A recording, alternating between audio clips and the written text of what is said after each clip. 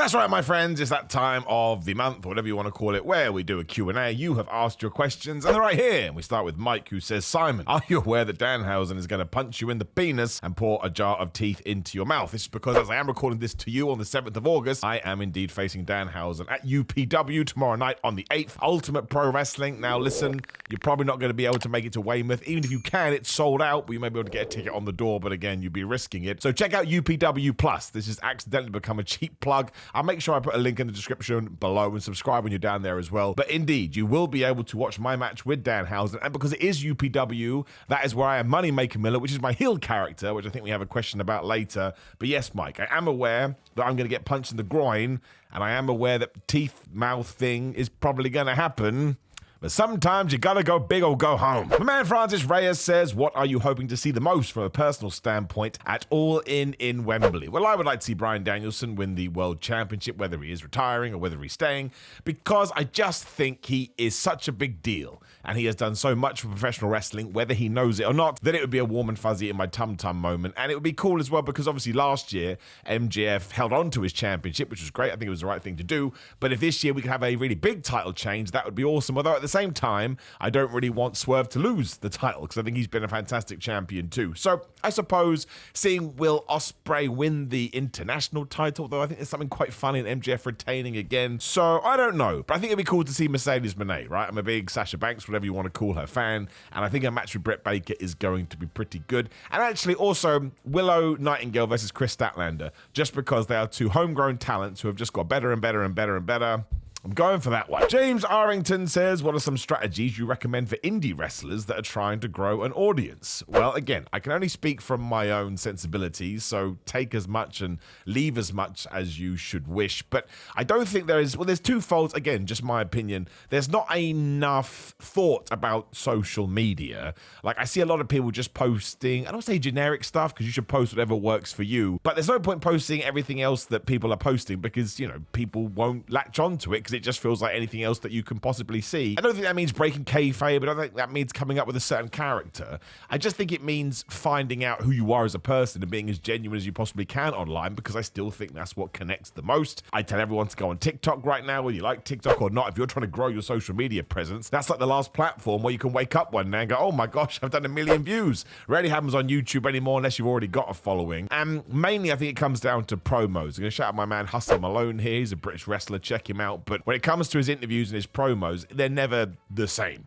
They're completely different. You never know what he's going to do. I think he did a Choose Your Own Adventure the other day, and he put so much thought into them that one day it's going to click and it would blow up everywhere. Kind of like what happened with Joe Hendry, right? All of a sudden, he had this CV worth of content of all these entrances that he had done over the years. So yeah, find your inner voice, as stupid and over the top of that sounds. Be creative if you want to be creative. Again, maybe there's something else you can do, but just don't fall into the usual pattern of, well, this person's doing that, so I should do it. No, man, you've done it. Dare to be different, right? And dare to fail. These are two things that you can absolutely do, and you can pull it off, and who cares if you get it wrong? As long as you're self-aware enough to know, okay, I got to try again, that's the way to do it. And also, don't spam stuff with hashtags, right? We're getting way too specific now. But these days, if somebody sees any kind of account, it's just hashtag, they're going to think it's some kind of corporate entity, especially in 2024. I think most people want to see real accounts being run by real people, so talk like you would do in the real world and put it on the internet. Ryan says, with WrestleMania being planned to take place in London, maybe, we don't know, do you think within the next few years we'll see WrestleMania taking place in all the big cities across the world more often, or do you think they'll only hold it abroad once in a while, keeping it mainly in the US? I think it depends on where they can make the most money. They are absolutely going to want a site fee no matter where they can go, because now they can get site fees for Survivor Series and WrestleMania and SummerSlam and Royal Rumble and some Raws and some SmackDowns. It's going to come down to the highest bidder, hence why all of a sudden the wrestling mat all of a sudden has sponsors on it. They are just monetizing everything, and there's going to be pluses and there's going to be negatives to that. A lot of people don't like the graffiti on the mat, but it could mean that, yeah, you get WrestleMania in Poughkeepsie. That's not how you pronounce that word at all. But I think eventually it will come to London. London's a bit harder because the tourism is so high over here. Concerts come anywhere. Like Taylor Swift came over and she's doing a residency at Wembley. Ain't nobody paying her, and she's Taylor flipping Swift. So WWE may have to make some compromises there. But no, I do. And I would imagine that Canada will get another WrestleMania. Maybe not South America straight away, because we need to get more Raw and SmackDowns and quote-unquote B pay-per-views. But eventually, I think so. Yes, France, Italy, Germany, Spain. You know, I think it will go Mexico, everywhere, eventually Australia. The time difference is going to be somewhat problematic because they're going to want to maximize their bottom line. But that's why they're building up all these other shows, right? You will have noticed ever since the Triple H era began, pay-per-views don't feel like just extended Raws or SmackDowns anymore. They feel like major events. I think they've done that because then they're a hot property to sell. But in answer to your question, yes, I do. Matthew Jackson, I don't think it's that Matthew Jackson, says, who do you think should be in the main event at All In? I think it should be Bryan Danielson versus Swerve Strickland, mostly because if they are in the main event, everyone's going to start going, oh my gosh, Bryan Danielson's going to win. And then you can even give the fans who were haying their tum-tum feeling, or you can give them, oh, I can't believe it, and now he has to retire forever. Either way, you end on a high note. I think that's probably the correct match. The magic of wrestling says, with New Japan losing many talented wrestlers to AEW and WWE, what do they need to do to keep up with the wrestling business constantly changing? I mean, that's a hard one. I always dipped in and dipped out of New Japan. I was very much, people are talking about this match kind of a guy.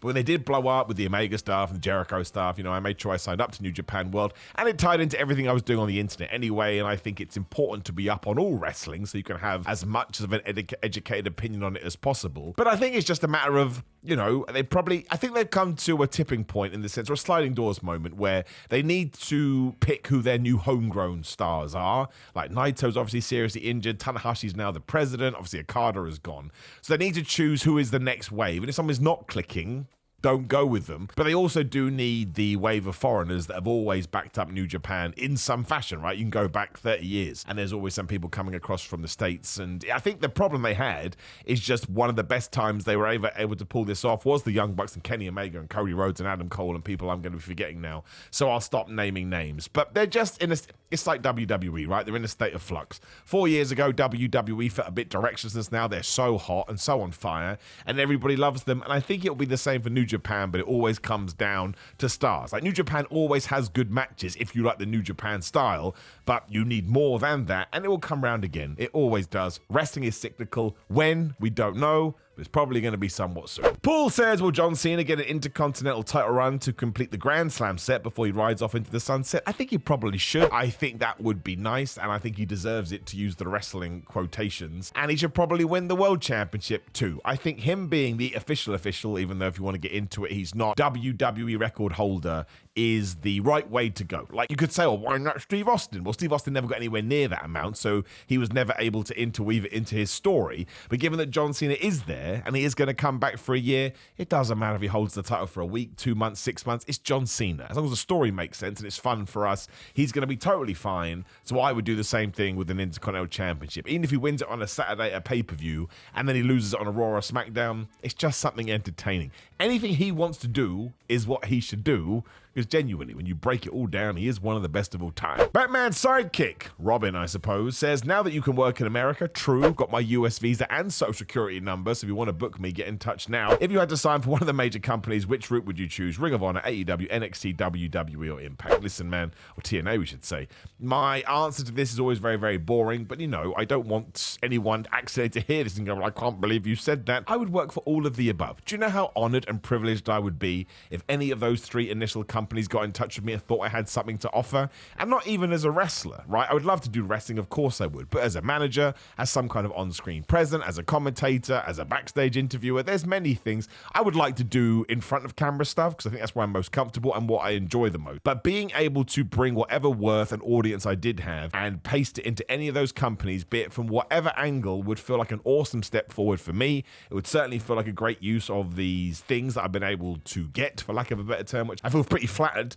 that I was able to sort out. So my answer is all of them, right? It really, really, really is. And we'll have to wait and see what happens. I've sent a bunch of emails out there, but it's a very competitive marketplace, right? And I've done nothing to just walk through the door. So we continue to bust ass and keep our fingers crossed. David Dalgley says, I have a question with no answer.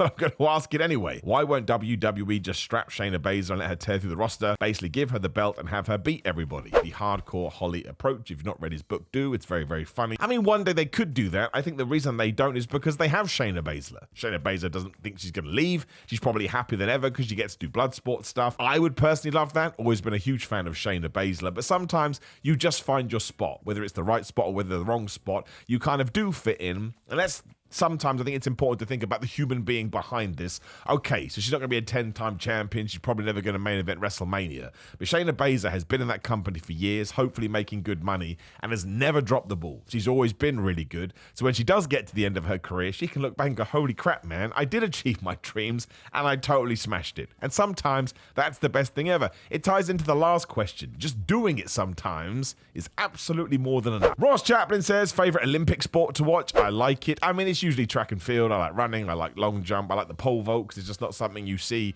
all of the time. And I mean, I watch as many sports as I can. The Olympics, it comes but once every 4 years. But yeah, I'll go out of my way to watch the 100 meters, the 200 meters, the hurdles. Sometimes the mid and longer races. I mean, 1500 meters gets a bit boring. Although it was fun the other day when the American one just stomped those other two. I was like, man, sometimes you got to be careful. But yeah, track and field is my favorite, especially when you have big burly people doing shot put or hammer throw or discus, right? Men, women, whatever. It's awesome just to watch massively jacked up people throw things, because when you do break it right down, that's what sport should be. Can you throw this heavy thing really far? You bet your ass. Cowboy Hilt says, who actually beats Cody for the title and when? I think Randy Orton can win that championship, right? Like, I probably would do it after WrestleMania now, once we're away from the Rock thing, because I think Cody holding it till then will just give it more gravitas. But Cody Rhodes does not need to go on a Roman Reigns 1,316-day title reign, especially because it'd be boring. We've just done it. In fact, that's one of the reasons I like SummerSlam. We can move these titles around, and we can have shorter champions, and it's not going to affect people's standings in the company. So I hope sometimes in 2025,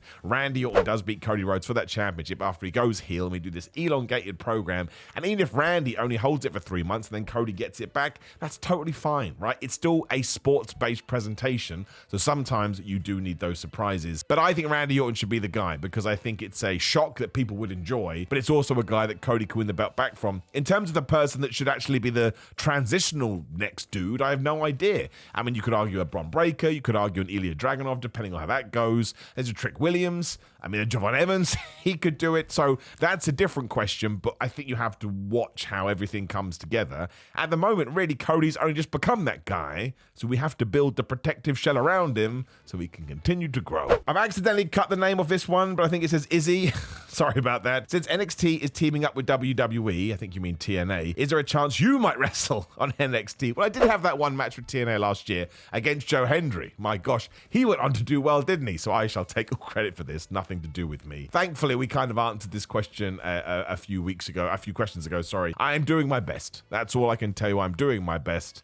And we just have to see which way the cookie crumbles. Howie says, what are your thoughts on Hikaru joining the Bloodline 2.0? I think WWE can do whatever the flub they want with Bloodline 2.0 or any kind of Bloodline stuff, because they never get it wrong. I like Hikaru in Japan. He's a big old dude. I think him waiting to come to WWE was really smart, because he's better now than he ever has been. And maybe he's a guy that Roman can bring in. That would be a bit more fun than it just being Solo Sikoa hiring everyone. And thinking about it, maybe he would come across better as a babyface, because he does move very well. But no, very, very exciting. Again, the more people we can add into this feud, I think it makes it better, especially because it has been going on for like 4 years or whatever you want to call it. So yes, huge fan of it. Think he's really good. And in WWE, he'll probably get a brand new experience, which will make him a better all-round wrestler. You can't complain. Booking like a mark, stupid name, says, seeing how WWE has booked Nia Jax and Gunther since winning their respective crowns, do you feel WWE wasted the King and Queen of the Ring? Feels like either superstar could have just won championship opportunities for SummerSlam based on where they already were on the card. I mean, technically, yes, but the fact they did win King of the Ring and then did win the titles makes it even more important, because you have top-tier people entering themselves into this competition,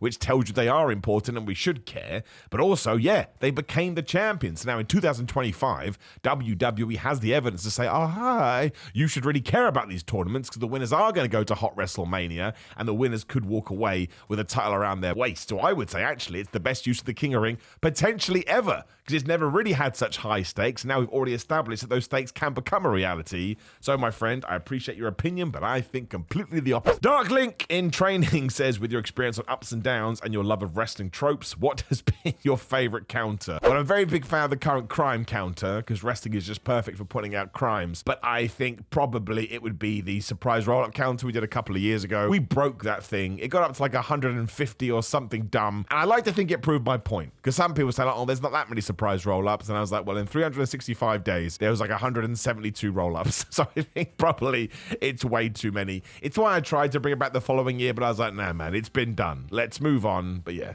the most devastating move in all of sports entertainment for life. Hibiki Stone says, do you think AEW should do an all-women pay-per-view? No, I do not. I think there's probably people that can talk on this better than I, but I've always followed the Becky Lynch logic, 'cause when I heard her say it, I thought it sounded really smart and the best way to grow women's wrestling. Rather than take all these resources and put it on that, why don't we just figure out a way to integrate them into the quote-unquote all pay-per-view? So if we get to WrestleMania and there is 20 matches, there wouldn't be, but I'm just throwing a number out there. Doesn't it make more sense that 10 of them are men and 10 of them are women? Because then you're telling your audience by proxy, all of wrestling matters. Men, women, tag, it doesn't even matter, right? We're just putting the best stories in the best possible positions. Whereas when you make it an all-women pay-per-view, again, from the mouth of Becky Lynch, you're kind of saying that they're a novelty act or a gimmick, which they're not, right? Some of the women wrestlers in the world right now are the best. You can get rid of the word women entirely. So, no, I think balance on cards is much more important to actually get away from this, where we kind of stop talking about men and women's wrestling. Of course, we always will, because that's the nature of the human, but ultimately, it's just amazing wrestling. Alex says, do you prefer wrestling as a heel? How does it feel to go from a heel in the ring to your normal friendly demeanor in videos? I really enjoy working as a heel for two reasons. One, it's just super duper fun. And two, before UPW did book me as a heel, so thank you very much, nobody really would book me as a heel. Power Wrestling did, so thanks to them as well. But